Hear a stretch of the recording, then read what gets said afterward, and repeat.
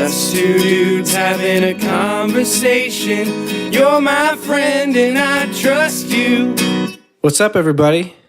Welcome back to YMFAITY. YMFAITY. You're my friend and I trust you podcast. It's a podcast, y'all. I just want to... What? Go ahead. No, go ahead. I just want to apologize right off the top.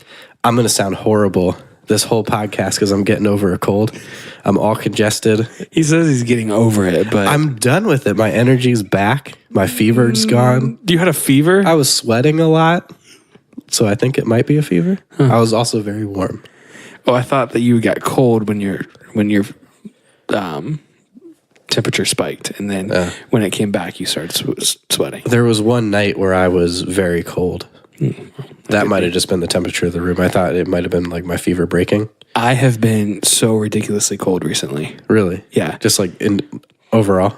Yeah, and it's because for all of our listeners, I'm on a crazy strict diet right now, and Because you got the sleep apps. I got the sleep apps. Apnea. So trying to lose some weight pretty quick here. And actually, this when I weighed myself just recently, it's like 15 pounds. That's crazy. In how many days? It's been 12 pounds since Sunday. Today's Thursday for everybody out there. So I don't know if that's healthy. I would say with the amount of weight that you have, I don't want to call you fat. You're not fat. Yeah. But the nickname Pudge is your nickname. Right. I think it applies. Right. I think that you're at a weight where that's healthy to lose that much weight. Oh, yeah. Yeah. If you were like 145 and you drop that much, I would say that's very unhealthy, and you might be on the fast track to injure yourself. Yeah. And like I've always been bigger built, so like the weight that big boned. Yeah. You got these sausage fingers. I do, but some meaty mitts. Yeah, so like even I carry more weight than I look like. And so like when you're 286 and I was like, oh wow. You were 286? Yeah. I would have never put you at 286. Right? That's why I was like, I went to the doctor, I was like, I would say oh boy. 210 max. And that's crazy. Like talking with my doctor, that's what he said. He's like, you're just the way that you're built, like you don't look like you're carrying that much. Yeah. And like I will probably always carry more, but it's not. And he said, obviously, it's not great too, but like that's just the way I'm built. Another way that we're similar. We're both fat. No. I think we both carry more weight than what we look like. Yeah. Because I weigh 185. Yeah. Or I fluctuate between 180 and 185. I haven't weighed myself in a while. I should check. I think I'm down. So I had 100 pounds on you. Yeah. Which is crazy, right? Yeah. When you found out you were 286, was there a part of you that's like, maybe I should just push just to get 300 and then bring it back down just to say I was 300 at one point? Honestly, no, because I didn't even notice until, and I'm only Sunday to now is what, 5 days? Yeah. 5 days into this, and I already didn't realize how bad I felt before I started this. Like, because I feel that much better already. Yeah.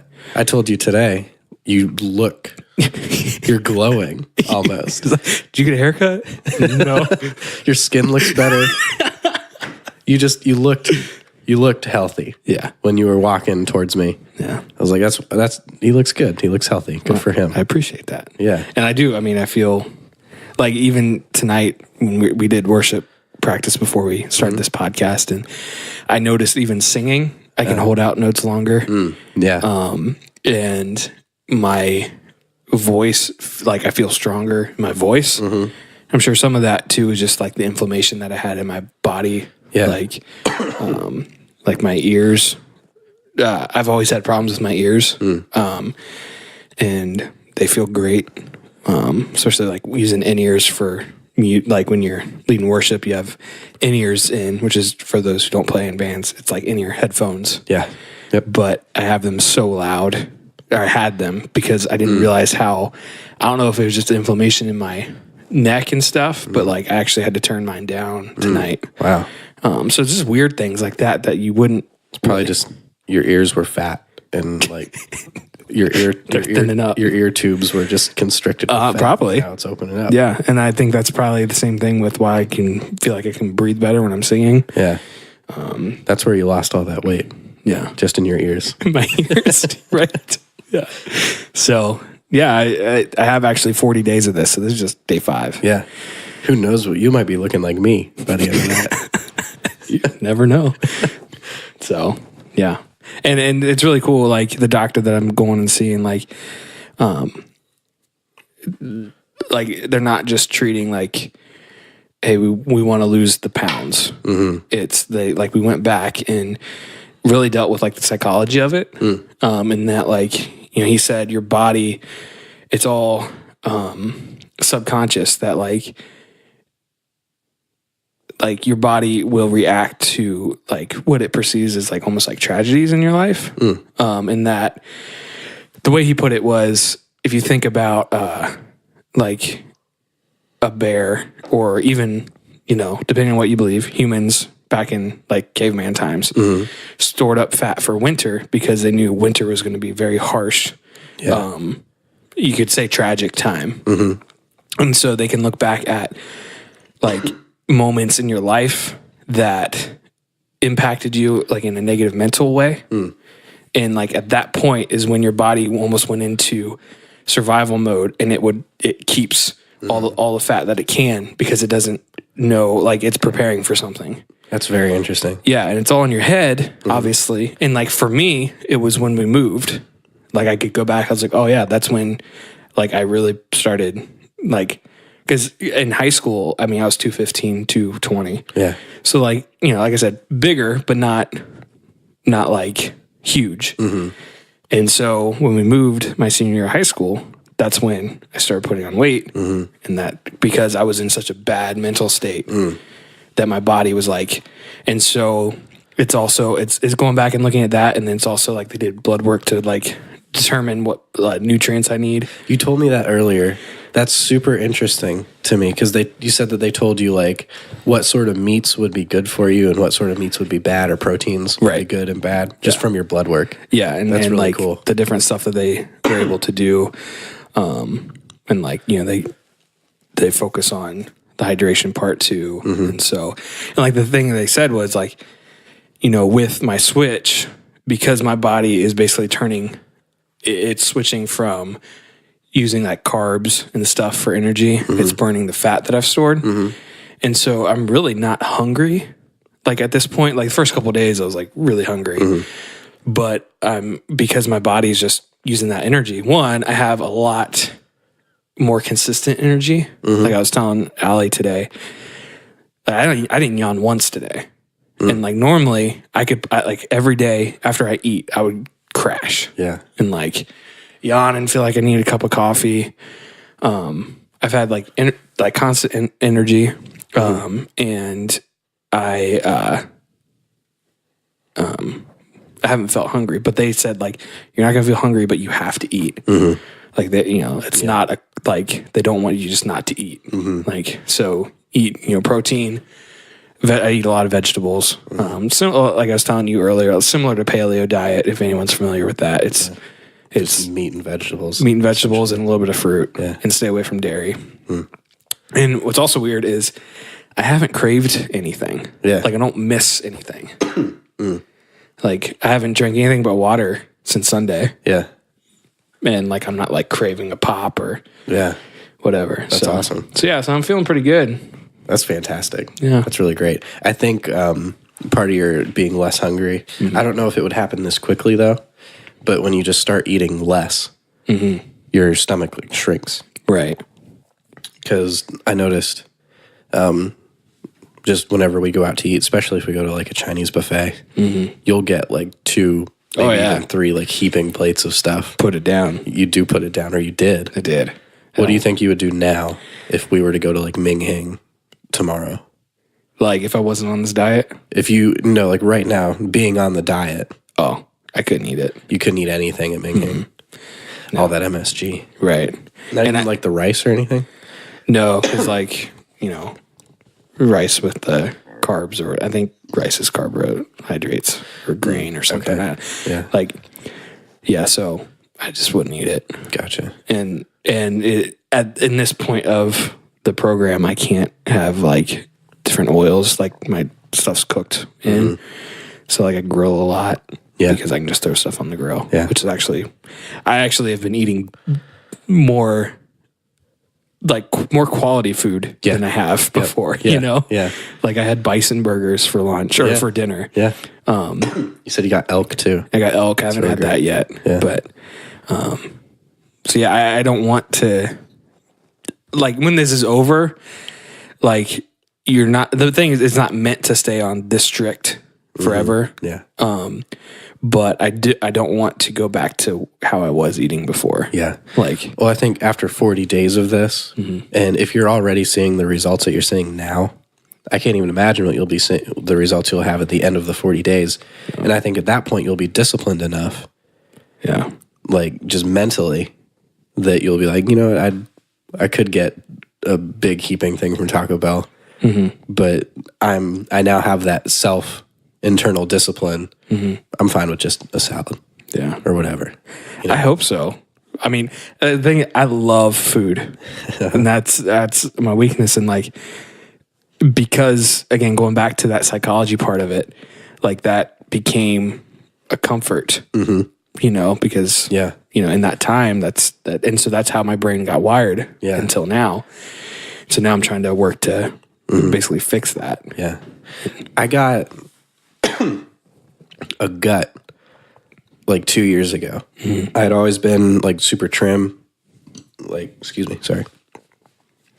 flat chest or flat bellied, and then 3 years ago, sorry, I got just all of a sudden, like it just seemed like it just happened like overnight. Because I remember I lie on my side when I fall asleep, and I felt it like sticking out. I'm like, what the heck? Where the heck did this come from? Yeah. And I thought it was just my metabolism just like slowed way down, But now that you say that, everything that you just said about like your body doing what it does, that makes me think, well, at that time I was living alone in Pittsburgh, making not enough money to pay rent and really struggling and like having to eat ramen, or like splurging for me would be spaghetti. Yeah. Right. Because you can buy the noodles for pretty cheap and then eat a whole bunch and you feel full. Yeah. It fills you up. So I don't know, maybe that time of like desperation and being like super just anxious about money and like just really struggling. Right. My body was like, we need to keep everything that we can. Yeah, because you don't know, what's next. Yeah. Your body doesn't know what's next. Right. Yeah. Maybe. That could be. Or it might have been like a combination. Like my metabolism did slow down. Yeah.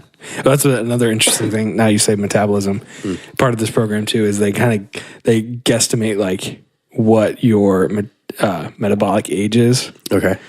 And mine is for a 48-year-old. Oh no. Yeah. And then that can get fixed as I do this. Yeah. Part of like getting the nutrients. Can you be younger than what you are? Yeah. No. Yes. You can't be 30 with the metabolism of like a 25-year-old? Yes, you can, actually. Yeah. The guy who I was talking to, he said when he first started, he was like 40-something. He had the metabolism of an 86-year-old. Oh, my word. Yeah. And now he has one as a 32-year-old. Wow. So, yeah, you can. So, I don't know. And like, it was very hard for me to like go get professional help. Because like it's not like it's embarrassing, Yeah. like when you get to that point and to have to go I have something to say at that point, but continue that. And to have to go like get like paying someone to help me. But for me, it was more so that like I've done paleo before and like I could drop 20 pounds in a month on that. But it's the after I'm done with that, that I need that education, that, whatever it is. And so, and I've been saving my HSA for like 3 years, so it covered it. Yeah. Man. That thing that I was going to say is I have an appointment scheduled sometime in January, like January 6th or something, to see a family doctor. I don't have a family doctor right now because my dude retired. Oh, yeah. And I just never got a new one. But I want to go to get on Xanax or something for my anxiety, my social anxiety, because it's to a point now where it's like really holding me back in life. Like I'm looking for a job right now. I'm not working right now. I'm looking for a job that's in my like field, but I'm not finding anything. And like I should have like a part-time job at least in the meantime. But the thought of like going out and doing something and having to go through like that first day again is terrifying to the point where it's crippling to me. And I don't want to be here anymore in this mental state of just stuckness, you know? Yeah. And earlier this summer, I went and did talk therapy. Yeah. And that was great. I really liked it. I won't say who I went to because I don't feel like he was a good fit for me. Yeah. I should have shopped around more. Yeah. I got advice from a dude who had done talk therapy that was a friend of mine. He said, definitely don't feel like you have to keep going back to the first dude that or woman that you see. Like definitely shop around and see what's a good fit for you. And I thought at the beginning it was good and it was just a new experience and I thought that I was gaining a lot and I think I did. Like I changed my perspective on a few things and just was thinking differently. But I think it took me too long to realize he just wasn't a good fit for me. Yeah. And also I was working third shift at the time. Which wrecks you. Anyway. I was looking back on the past like year and a half of my life of working third shift. I've told you it's just like a haze. I was in a constant like just blur of life because I was just tired, like not even tired, but exhausted constantly. Yeah. I would get maybe 4 or 5 hours of restless sleep a night and then wake up and go to work. And then every weekend I would stay up like Thursday night. Friday morning would be my last day of the week, and I would go on Sunday night. But I would stay up all day Friday and then crash at night to get on like a normal schedule for the weekend, and then like try to nap a little bit Sunday during the day and then go into work. Yeah. So just wrecking my body. It's not healthy. Staying up for like 32, 38 hours every Friday. Yeah. Getting to that point of like delirious tiredness. Yeah. But I feel now that I'm off third shift, like so much more present. I feel like my mind is just working so much better. Yeah. I feel like if I were to go back, and we talked about this before on the podcast, that it's really cool that we're like just for the two of us to have this podcast, to look back, because we've been doing it for a year now. Has it been a year? I think so. Wow. If not a year, then very close to a year. Yeah.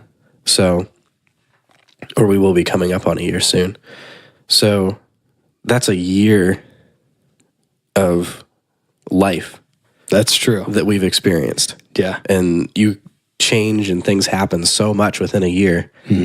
I really want to listen back to just like the first episode. Oh boy. Which we were horrible. Yeah. We've gotten a lot better at doing this. Yeah. But I think I would try to listen to just try to figure out like my mental state just by listening to myself. Yeah. You know? And I think it would be a lot slower, a lot dumber. Yeah. Versus now. Right. I hope. I hope I've gotten smarter. Yeah. No, I think it definitely probably attributed to some, like when we first started. Some of it's just like we'd never done this before. Yeah. And to sit and like hold a constant conversation, we were really bad at. Yeah. Like so much editing. Yes. And like the first probably 20 episodes, we would probably have to do a lot of editing. Yeah. Like chopping up like long stretches of silence or like one of us trying to come up with a thought. And I think the most recent editing we've done was the Christmas last episode, singing those Christmas songs. just I don't because think that we're worked like, this is dumb. at all. Yeah. I don't think it worked at all. So sorry, you've heard it by now. I want to say it's really funny to us when we do it in the car together.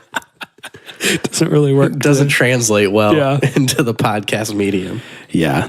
But yeah, you were talking about anxiety and stuff. And that's something, especially the last year, I've really struggled with more so silently with anxiety attacks. And, it goes through seasons, and a lot of it's related to, what's going on at work and stuff. Yeah. But I will say in the last 5 days, usually it hits me at night. Yeah. I know, when I'm going to bed, you start feeling it in your stomach, and I get real twitchy, I can't stop moving, and heart rate, whatever. But I've had zero, since I've started eating differently, and I've had zero anxiety. And even that's fantastic. And I've had some important meetings at work, and usually those weeks that I know that specific meeting's coming up, it's like a 1-to-1. That's the more worse weeks because I'm freaking out about it. Yeah. And that was this week, and so I'm a big believer, and it's not a cure all. It doesn't work for everybody, but what you eat, I think, affects us more than what we think. Yeah, for sure. For sure. And there's such, some of the processed foods that we eat. Yeah. Is just, there's garbage in it. And I was eating so much fast food. At work, I'd never packed my lunch for work. I would just run and grab something real quick. And it's convenient, but that's the worst thing you can do, So I will say I try to eat good. Yeah. I'd fail a lot. Yeah. I was planning today on getting Taco Bell because I had to come to church to switch the drum set over for myself. And then first service practice, I don't play first service. And then it's the service that I play on, drums. And normally during first service practice, I'll go out and I'll get something to eat. Mainly it's fast food. Sometimes I'll go to our grocery store and get something a little bit healthier. Yeah. But I was planning on Taco Bell, and then you come in just looking like a freaking angel. And I'm like, you know what? And then we talked about this healthy stuff. Yeah. And I was like, you know what? That's inspiring. I ate healthy for lunch today. Did you? Yeah. So I'm going to eat healthy for supper. Yeah. Is what I told myself. Yeah. And then I went to the grocery store and I got you ate healthy. Black raspberry yogurt with some granola crunch that you drop in. It's Greek yogurt. I've heard some things that yogurt isn't as healthy for you as you think it is. Yeah. And then chocolate covered peanuts. Yeah. And I didn't eat a ton of those. I just ate a few. Yeah. Yeah. No, that's. And I feel full. Yeah. I feel fine because I've been eating less recently. Yeah. Especially with the cold. I wasn't eating hardly anything with the cold. So right now I just had that yogurt and a few of those chocolate covered peanuts and I feel great. Yeah. I feel full, feel satisfied, feel very energized. Normally I will say at night I'll be dragging. It is pushing 10 o'clock at night. I feel great. I mean, I feel I'm good. Yeah. Yeah. And actually I woke up early this morning, and usually on Thursdays, and part of it is the sleep apnea that I've had undiagnosed for however long, is mornings are really hard for me, just getting up because I don't feel rested. Yeah. And real quick. Yeah. My uncle Rudy, who died when he was 92, probably a decade ago, he had trouble waking up every morning. So back in the 50s or the 40s or whatever, he went to the doctor and he was like, hey man, I have the worst time waking up. It's not till noon that I'm ready to go. Yeah. And the doctor's like, here's what you do. You wake up every morning, you take a shot of whiskey. It'll shock your system, wake you up. Did he do that until he died? He did that every day till he died. Wow. Died at 92. Wow. So, yeah. I don't know, maybe this whole thing that you're doing, I can't have alcohol. maybe whiskey would just solve it. Right. Abandon the diet. Just shoot a shot of Forget whiskey the every morning. CPAP machine. Yeah. But I So part of it has been sleep apnea that I've just been so tired and like it's really hard for me to get going in the mornings. Yeah. This morning, usually on Thursdays, I would sleep in as much as I could because I work late. So I usually go in a little late. Yeah.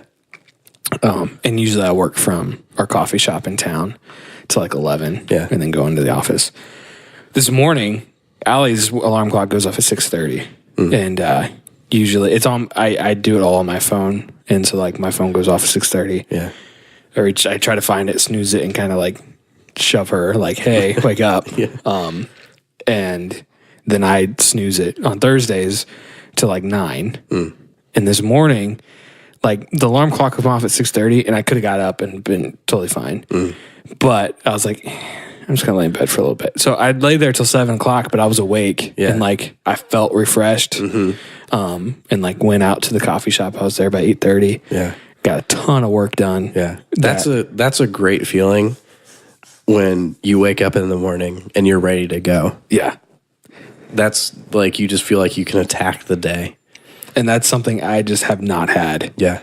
Like for the longest time. Yeah. Like I would dread getting up and then it throws off your entire day because then you feel so unproductive in the morning that you just like feel worthless basically. And so, yeah. That's the thing with just looking for work right now and not having a job is like this is probably one of the worst seasons that I've been in since like early high school.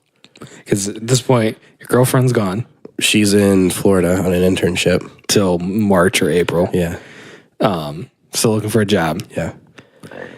Excuse me. Sorry. It's at lime water. It is. It's at lime water. He's got some fancy lime water that I gave him. Asked for 2 limes. He just drops them right in there. Didn't even squeeze them. So thanks, but no thanks for the limes. I put the other one on the thing so you could squeeze it. I squeezed that one. But the other one was supposed to just be in there. But it doesn't do anything when it just sits in there. I can't taste it. Sorry. Thought I was doing you a solid. No, you let me down. But yeah, girlfriend's gone on an internship, looking for work, not finding anything because I have a very, I think, niche or like very specific field that I want to do. You're like Liam Neeson. Yeah. Very specific, particular set of skills. Yeah. It's not killing people though. It's audio engineering. But also I just don't know if I want to work in a studio anymore. And I don't know what to do beyond that. And I know for a fact I don't want to work in a factory or mow grass or something. Yeah. You know, I want to do something that I feel has an impact or at least I can be creative in that job. Right. You know? So also my social anxiety is at its peak worst that it's ever been, making even getting a part-time job super hard. Do you think that part of that is the isolation that comes along with where you're at? Probably, yeah. Like, yeah. You know, not having your girlfriend. And the past year of working third shift, so hardly seeing anybody. That's true too. I would still see friends on the weekends, but like during the day, like I was opposite of like the whole world. Right. You know? Right. And then when I was at the studio, I was like the nighttime guy. So I would come in, there'd be nobody there. I could go, I worked at a bookstore, so part-time. So I'd go to the bookstore, work 4 or 5 hours or 6 hours, and then go and have 2 days off, not see anybody. Yeah. You know? Yeah. So I've been kind of a recluse since getting out of high school in 2014. Which is crazy. Yeah. So I don't know. I think just that sort of isolation has been really bad for it. But like right now I think I'm doing a pretty good job of fighting off the depression that comes along with anxiety. And I used to have depression and suffer with that really bad, but it's, I think definitely a God thing that that's gone away. Yeah. But it still kind of rears its head every once in a while. But, just the feeling of worthlessness and stuckness, I guess, is like the hardest thing. Yeah. And like I feel like I'm trying like as hard as I can be. Yeah. Trying, but I'm just not seeing any sort of results. Right. And yeah, I don't know. I'm trying to remain optimistic, and like there is a quote, "Where you are now is not where you'll be forever." That's true. I'm paraphrasing, but that's basically the gist of it. Yeah. So I'm just trying to stay positive and remember that a year from now, my situation will most likely be entirely different. Right. So I don't know. How did that start? Anxiety stuff. Yeah, right. I think so. Yeah. Yeah. I don't really know where to take it from there, but that's just what I've been dealing with recently. And it's really hard. Like, I don't, on top of being with the social anxiety and not wanting to be around people, like, I don't want to see people. Like from church, it's kind of hard because they're like, "Oh, what are you doing?" I'm like, nothing. Right. I'm looking for work, essentially, which that reminds me of the initial point I was wanting to make is with where my current situation, staying as busy and as productive as possible, because you were saying how you wake up in the morning refreshed and you just start doing stuff and then you feel productive. But if you wake up tired and don't do anything, then you feel like you wasted your day, right? So not really having a schedule, I try to be as productive as I can, not watch TV, like not wake up and immediately go put on Netflix or something. Right. I'll watch an episode or two of something while I eat my lunch. But normally I try to wake up, job hunt till lunchtime and then either drum, practice for worship team, or I've been getting into woodworking recently. So doing that, just something that isn't just like vegging out in front of the TV. Yeah. And you also have, have a website out, right? Yeah. MorettiAudio.com. If you have anything that needs mixed or mastered, I do mixes and masters. I have my home studio set up. So that's what my passion is. That's what I feel like that's the thing that I'm best at is engineering, mixing. Yeah. So if you have anything, podcast that needs edited or mastered, anything like that, check them out. Yeah. What is it again? MorettiAudio.com. MORETTI audio.com. Yeah. That's where you can find me. It's been pretty cool. Like I found a old folder of like some of our old stuff that we recorded. Our old covers. Yeah, our old covers. We used to record covers all the time. Yeah, and like it's cool to look back at that. Like when we didn't really know what we're doing, but we had so much fun. Yeah, and like just figuring it out. We used to, at our old church, we would go there and be there till like 2 or 3 in the morning. We'd totally rearrange one of the classrooms to make it like how we wanted it. Yeah, set up like our recording stuff and just get to work on it. I remember I had an iMac at the time. Yeah, I would bring the iMac, a huge computer. Yeah. It was so much fun though. It was a blast. And like, then seeing you go to the recording school, I don't remember what it's called, but recording workshop. Yeah. And then like, go into that professionally and see what you've done now. It's really cool. Yeah. I'd really have you to thank for like helping me find that passion and getting me started in that. You and Jake Huber. That's right. Yeah. That was back at Ripley, our old youth pastor was into recording. And I still remember the very first time I ever saw recording software. He asked me to come over and drum on a song that he was recording in his like home studio in his basement. And I remember walking down the stairs and I saw him, he was tracking guitars, and I was immediately hooked and enthralled. It's very interesting stuff. Yeah. Let's segue into something here. A segue. Let's do it. We're coming up on Christmas time. It's Christmas, y'all. It's Christmas, having a simply Christmas time. That's do you know who that is? That's Paul McCartney. Paul McCartney. Simply having a wonderful Christmas. Is it really? That's Paul McCartney. He wrote that. That is also... Is it the recording that's famous? Is that him? Or did he just write it? He wrote it and recorded it. Oh, wow. Yeah. I didn't not realize that. Yeah. I think another band like U2 covered it or something. But is it like Paul McCartney or is it like... it's Paul McCartney. It's the band, the Wings. Is that what he played in? No, it's Paul McCartney. Oh, wow. Yeah. It's also credited as his worst song. Really? Yeah. That's fair. Which, if you listen to his version, it's not very good, in my opinion. Yeah. Like, he's just doing, like, weird stuff with the melody and, like, the instrumentation. Get your crap together, Paul. Yeah. I would look up whoever famously covered it. Okay. That version is way better. Yeah. But I'm going to take a sip of this. What could have been lemon water. But, Lemon water. Lime water. But disappointingly is not.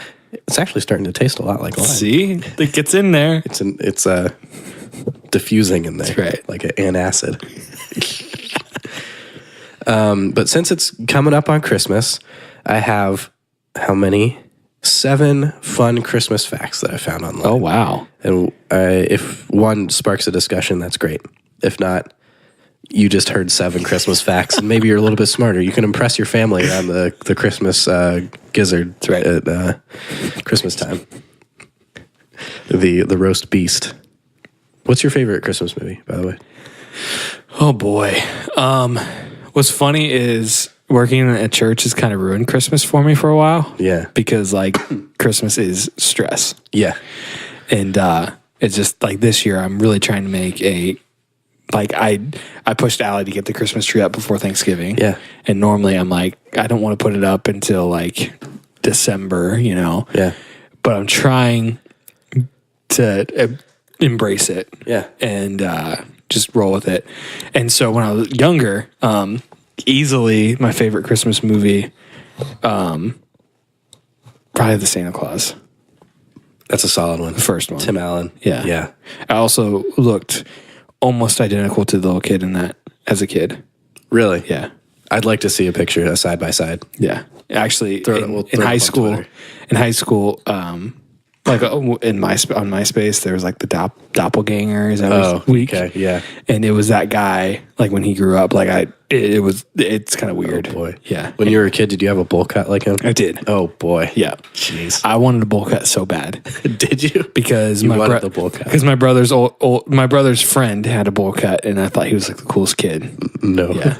And so I had a bowl cut, and then I cut it off. But I also had like almost blonde hair. Yeah, now it's black. Yeah, I'm got pretty dark skin, not skin, hair. Yeah. I look down at my arm and this.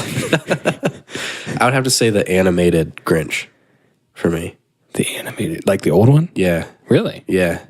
I really enjoy that because it's only like half an hour long. Mm-hmm. So you watch it and you're not, it's so short that it's hard to get sick of it. Yeah.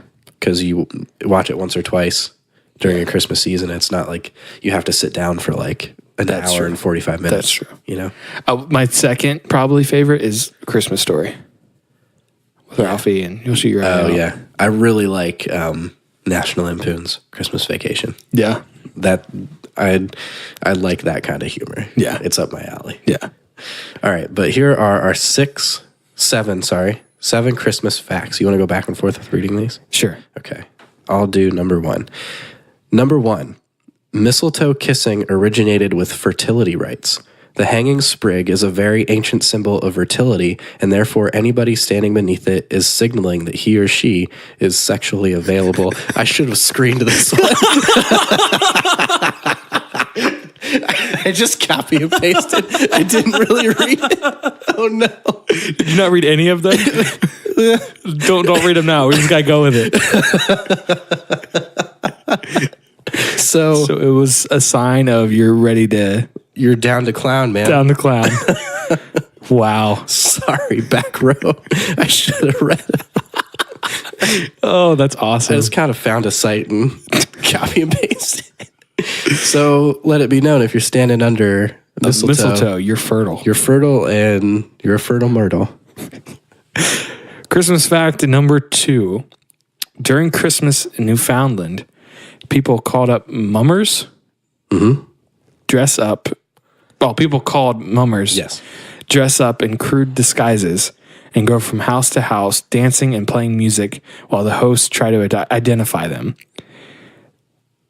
It's people with bags over their heads dance and sing around. If you've seen the movie The Strangers, oh boy, where they just have like those white sacks over their thank heads, you. I saw a picture of this, of those mummers. Yeah. It looked like the people from The Strangers. How creepy would that be? Oh man. People just like in masks, like showing up to your house, No thanks. singing at you. I feel like in America, somebody would get shot. Oh, for sure.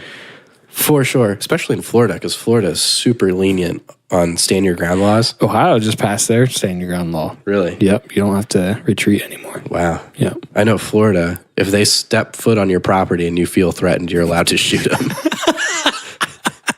Which is sad, but It really is. Because all you got to do, I feel threatened, boom. right. Yeah. That's the thing. Like, I don't think you should be able to shoot someone over like property. Yeah. Only your life or someone else's life. Yeah. If they're attacking you. Like, if you're stealing my car, I can't take the car and I'll figure it out later. Right. No one's gonna die. Yeah. But if you're strangling someone and my only option is to shoot you, Yeah. because you're gonna kill this other person if I don't, then I agree with that. yeah. I agree with that for sure. Anyway, that's another rabbit trail. Let's go back to Christmas. All right. So we actually kind of talked about this before. Paul McCartney earns nearly $500,000 every year from his my Christmas song, goodness. Wonderful Christmas Time, which many critics regard as his worst song ever. He earns $500,000. $500,000 every year, nearly. How much money do you think that guy makes? Because plus all the Beatles stuff. He doesn't own the rights to that. Michael Oh. Jackson does. That's right. Yeah. That's right. But even like his own stuff is pretty popular. He's really banking on this one song. That's where honestly, I'd live off of that comfortably. totally could. Very comfortably. Just where's my check for my Christmas song this year? Right? There we go. Just put it all in the bank and we'll be all right. And like, I mean, you could. I think we got to get in on this songwriting business. I know, right? We got to If you buckle could down. hit a jingle, oh, dude, get like a really good Christmas song wrote, yeah, and then we just podcast for the rest of our lives. dude. Like, you could live off. I take that back. You might not be able to. Off of 500,000. Sorry, off of the interest per year, but for 500,000, probably not. I mean, it would be a substantial amount compared to what I'm making in interest on my savings account. Like, I would $3 a month. I would live off of 100,000 a year. Yeah, Bank the rest of it. Probably a lot of charity stuff. yeah. Or Because even $100,000 a year is a very comfortable salary. oh, for sure. Very, very, very, very, very. Especially around where we live. Yeah. Kind of country. You'd That's have true. A fantastic house. Oh man. Okay, moving on to Christmas fact number 4. Number 4. Oh, I know this one. During the Christmas of 1914, this is during World War I, a truce was held between Germany and the UK. They decorated their shelters, exchanged gifts across no man's land, and played a game of football between themselves. I've actually heard about that. Yeah, I have too. I remember that from history class. Which isn't that like, think about, put yourself in that position. Right. Like, you're trying to kill the person standing across from me. Yep. That's like, and they're trying to kill you. Yep. But for this day, Yeah. I wouldn't trust, like, it'd be so hard to trust that. And tomorrow you'll be right back at it. Right. I mean, it's kind of like, on one hand, it's very like beautiful that happened. Yeah. But on the other hand, I'm like, if I was there, I don't know that I'd be able to. I would not be at ease. No. Maybe if booze was flowing And- everybody kind of loosened up, but And I don't know, maybe just culture and life was so much different back then that, like, cause like now you think like a war now, yeah. it's fought so much differently than even World War One. And so I don't know, maybe it was just the culture and mindset back then. It might have been that your word meant a little bit more That's probably back true. then than it does now. Yeah. Like now I feel like there's a lot of collusion, a lot of lying Right. going on. Right. Won't say from who, but okay. Oh, I was gonna tell you this when I saw your fake tree that you have out there. And all you fake trees, I'm a real tree kind of guy. I would prefer a real tree. It makes your house smell so It great. does. You just go, you pick it. Have you ever picked a tree before? I have. You walk, if you've never picked a tree before, I'm going to paint a picture for you. You drive up to your Christmas tree farm. The particular Christmas tree farm that I go has a very jolly, a little bit round man with a big white beard. He is the proprietor of this Christmas tree farm. Santa? Who knows? I think yes. I took my little nephew there last year. He was 3. Yeah. Flipped out. Yeah. He just couldn't stop staring at him. He knew in his heart that was Santa. I actually, if I ever am in a position where I have a lot of land, I want to start a Christmas tree farm. That'd be so great. Just go how out there, easy. you got to trim them. Yeah. You Like, gotta just keep up with the trimming. yeah. So, hey, I'd go in with you. Yeah. What would we call our Christmas tree farm? Spruce them up Christmas trees? that's not bad. We'll think about it. Yes. What do you think we should call our Christmas tree farm? I trust you podcast at gmail.com or at my friend podcast on Twitter. Please. Let us know. An artificial Christmas tree. This is fact number 5. An artificial Christmas tree would have to be reused for more than 20 years to be greener than buying a fresh cut tree annually. Wow. That's not surprising. Right? So if you think you're saving the planet by having an artificial tree, and talk to me after you had your tree for 20 years. Right. And what's funny is I sound really bigoted right now. the quality of trees now, like the quality of a lot of things just don't last. Mm-hmm. So it's like you're not going to get 20 years out of your tree. Like I know we're not. I'm not a fan of artificial trees just because we've always had real trees every year. And to me, it's not Christmas unless I get stabbed while hanging an ornament. That's right. That's part of Christmas. I really would like to talk Allie into getting a real tree next year. At least get just a small Charlie Brown one. That's right. You know? Okay, moving on. Christmas fact number 6. Number 6. Every year, villagers in the small Swedish town of Gavle, G-A-V-L-E, however it is, No idea. build a 40-foot straw goat as part of a Yuletime tradition. But pretty much every year since the tradition began in 1966, locals have succeeded in destroying it, either by burning it down, hitting it by cars, or almost stealing it with a helicopter. Stealing it with a helicopter? Almost stealing it with a helicopter. I'm glad we didn't screen these. Oh, man. Like, how much, like, It's hilarious. can you imagine getting together with a group of friends? Like, I know this year, this is how we're gonna get it. We're gonna get a helicopter. Me, Craig, Patricia, and Stuart, we all put in $1,000 to rent a helicopter In the pilot. and a pilot. Oh man. I also think that it's hilarious that all these people put in all this hard work to build this thing. A goat. And somebody just destroys it Every year since 66. 1966. Do you think they're as disappointed every single year?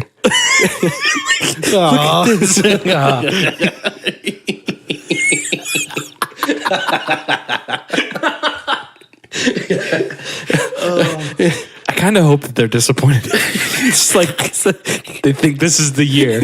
We did it. They're standing around it singing a Christmas song. They just Helicopter.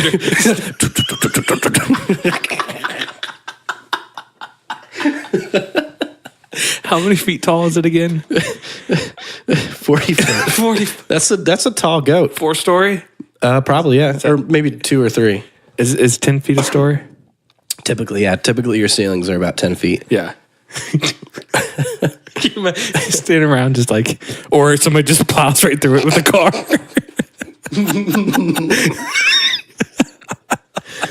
Dave. I'm crying. Okay. Last fact, number 7. SantaCon. Ooh. Much like Comic-Con, I think. People from all over the world flock to New York City, decked out in head-to-toe Christmas garb, dressed as elves, Santa, and snowmen, and participate in a citywide bar crawl. The festivities usually start before 8 a.m., leading to drunk Santas everywhere. Of course, this would be in America. Right. Can't have anything cool. Just drunk people. Just drunk Santas. I want to be like a cop in that town. That night, you're just arresting Santas. Like in the Santa Claus movie. Yes. Where they're looking for Santa. They just go around arresting all these Santas. Also, I love the scene in that movie where they have like 8 different Santas in a police lineup. Yeah. And they're like, turn to your right. And they all turn to the right except one guy who turns left. For some reason, I've seen that joke before too. Yeah. Like so many times, but for some reason, every time I see it, is hilarious every single time. I remember as a kid, I wanted to be the elves who came and busted him out. You know what, man? Same, but I just watched that movie this year with my sister. They're not very cool. I can't stand the kid who talks. He talks weird. It's because he's trying to act cool, but he's talks 8. like this. Yeah, he's like, we're the elves. We're the elves. We're here to bust you out, man. Yeah. We got jetpacks, bro. Yeah.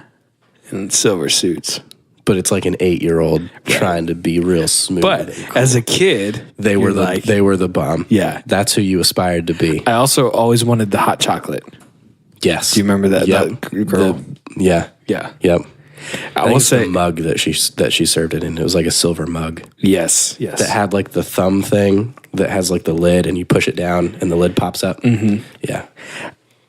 How did you feel about Santa Claus 2 and 3? I don't think I've ever seen them. Okay. 2 isn't terrible. I remember the scene from 2 where there's like more to the claws. And they have like all these different like Santa in the first one, it was like one big magnifying glass, and you see like in like the border of the card, the red like border. Yes, you see the claws, but then in the second one, like whoosh, whoosh, whoosh, whoosh, whoosh, like 5 more drop down, 5 more magnifying glasses, and it zooms way in, and you see more to the claws that he has to get married. I have seen the second one. It's coming back to me in pieces. He has to get married. Yes. If I have to find a Mrs. Claus, he does by the end of the movie. Sorry to spoil it for you. The boy, I forget his name. Ralphie? No, that's a Christmas Story. Charlie. Oh, yeah. He is in high school, and he's like acting out.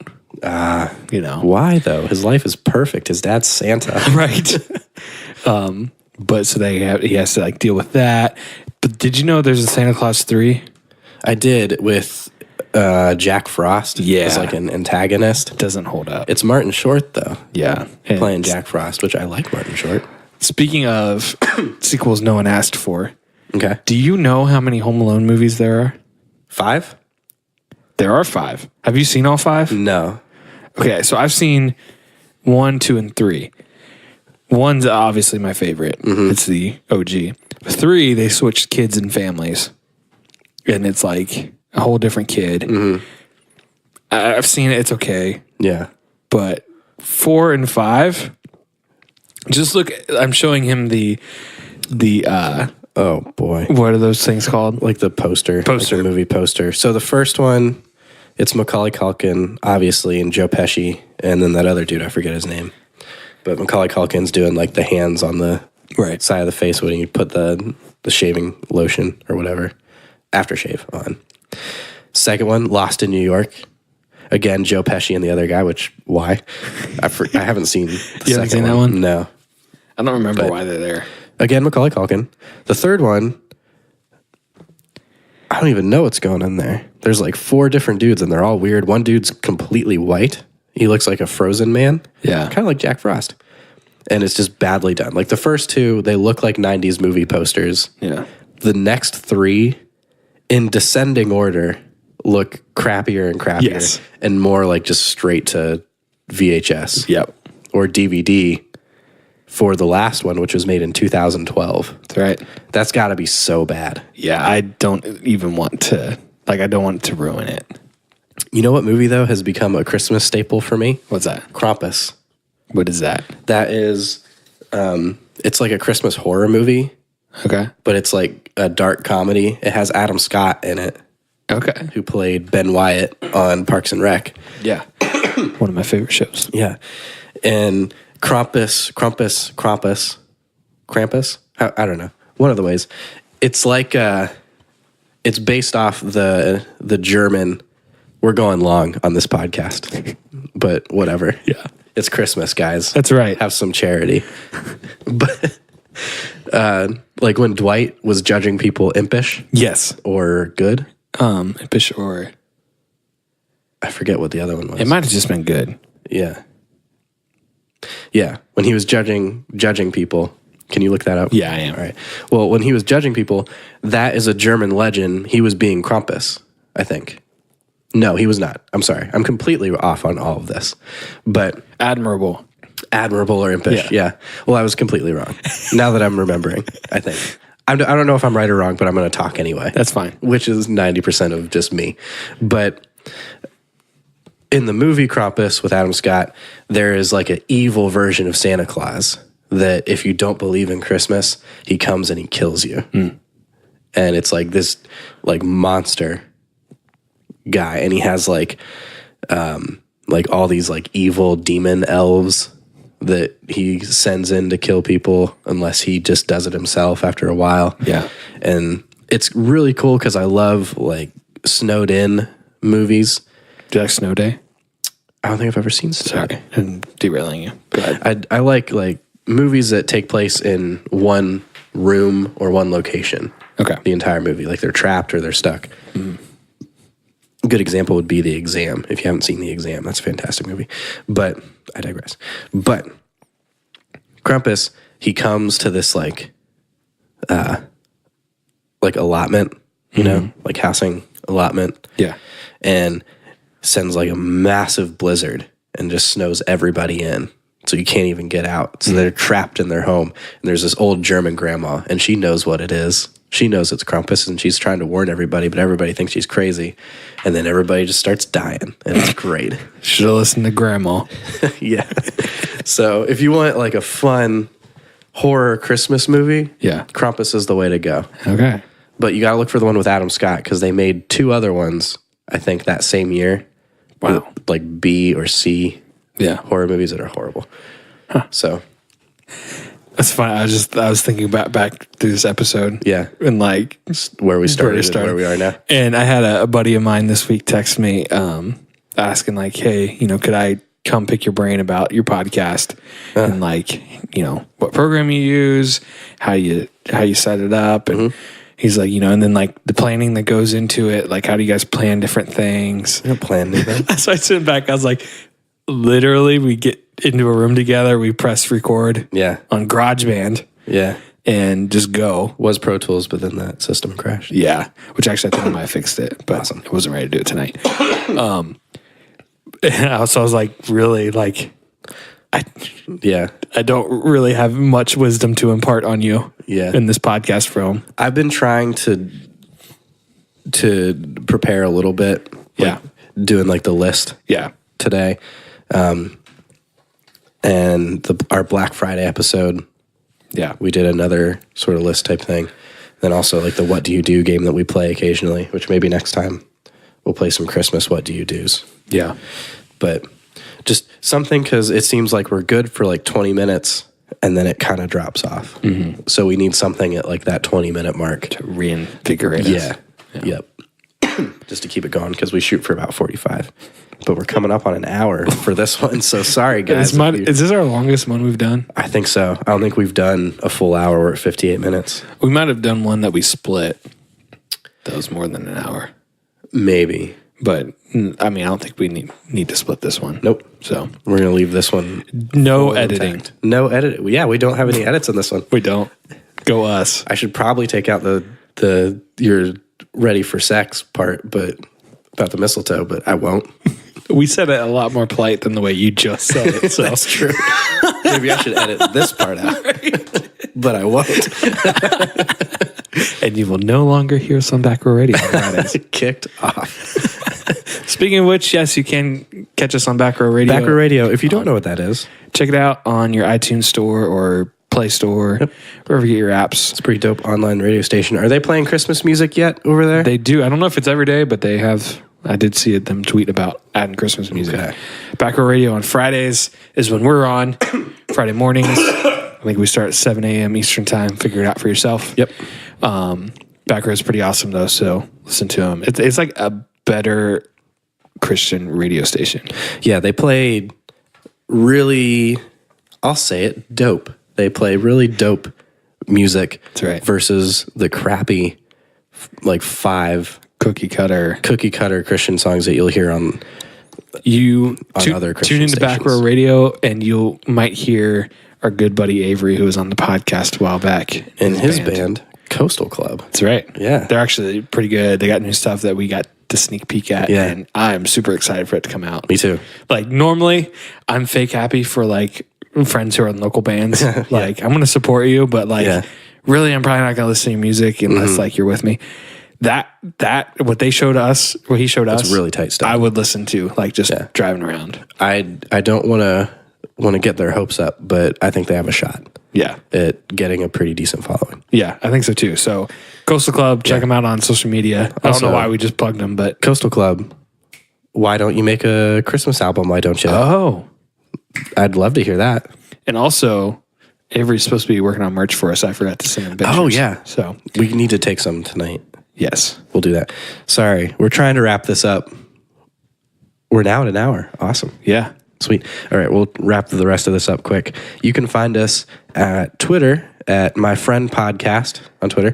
Also, look at our pinned tweet. Oh, yes. It is for a 5K charity run that we're doing. Right. If we raise $500, we're going to donate all of that to Compassion International. And if we donate $500, we want to say by Christmas, then we will run a 5K, Pudge and I, in the spring. And it's going to be bad. Because we're both extremely out of shape. But you can find that on our pinned tweet, once again, at My Friend Podcast on Twitter. Or you can go to GoFundMe.com, and don't you freaking laugh, at You're My Friend Podcast 5K for Compassion on GoFundMe. He thinks the name's too long. To the point. I think it's to the point. You can also email us at itrustyoupodcast@gmail.com. Anything you want to say, we'll just say hey. We'll read it on the podcast. Yeah. And you can tweet it at our podcast Twitter or at us, our personal ones. Mm-hmm. Mine's the Jordan Venter. Mine is with a Y. Yes, Jordan with a Y. Right. Mine is at Don Moretti. With an M. With an M. And I'll plug my website again because I'm vain. Moretti Audio, Moretti audio.com for all your mixing and mastering needs. Would it be totally vain to put in advertisements with our own stuff? Oh, like legit advertisements? Like, I'm trying to get into the photography game. Oh, yeah. And Donnie's getting his audio on. I don't know. We'll talk about it. Yeah. We'll see what we can do. Pay ourselves. Sorry for going so long, guys. Hopefully you probably tuned out a while ago. Yeah. We're just talking to ourselves at this point. But thank you so much for listening. Donate to our GoFundMe, why don't you, and support some orphans and widows this Christmas season. What is that from? Nacho Libre. The orphans. I hate the orphans. Say it again to my face. Get that corn out of my face. We gotta end it, dude. Just two dudes having a conversation. You're my friend and I trust you.